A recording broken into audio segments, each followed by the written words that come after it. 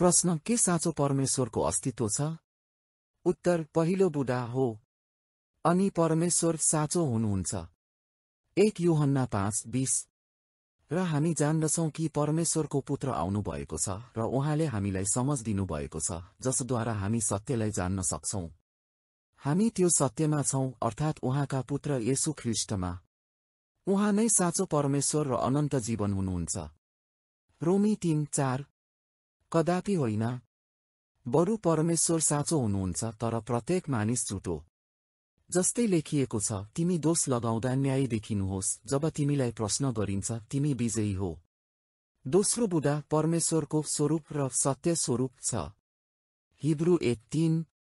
उहाँ परमेश्वरको तेजको चमक हुनुहुन्छ अनि उहाँको स्वरूपको सही प्रतिरूप हुनुहुन्छ। उहाँले आफ्नो शक्तिशाली वचनद्वारा सबै चीजलाई धान्नुहुन्छ। जब उहाँले मानिसका पापहरू शुद्ध पार्नुभयो, उहाँ उच्च स्थानमा परमेश्वरको दाहिने हातमा बस्नुभयो। 1 यूहन्ना 3:2। प्रिय साथीहरू, अहिले हामी परमेश्वरका सन्तान हौं, तर भविष्यमा के हुनेछ त्यो प्रकट भएको छैन।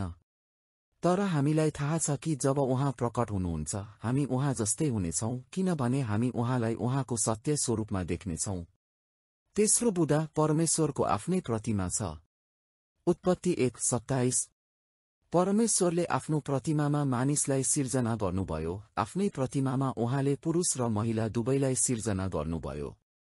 चौथो बुँदा परमेश्वर अस्तित्वमा हुनुहुन्छ, उहाँ साँचो र जीवित परमेश्वर हुनुहुन्छ। यर्मिया 10:10। तर यहोवा नै साँचो परमेश्वर हुनुहुन्छ, उहाँ जीवित परमेश्वर हुनुहुन्छ र अनन्त राजा हुनुहुन्छ। जब उहाँ रिसाउनुहुन्छ, पृथ्वी हल्लिन्छ, जब उहाँ क्रोधित हुनुहुन्छ, राष्ट्रहरू उहाँको क्रोध सहन सक्दैनन्। 1 थेसलोनिकी 1:9।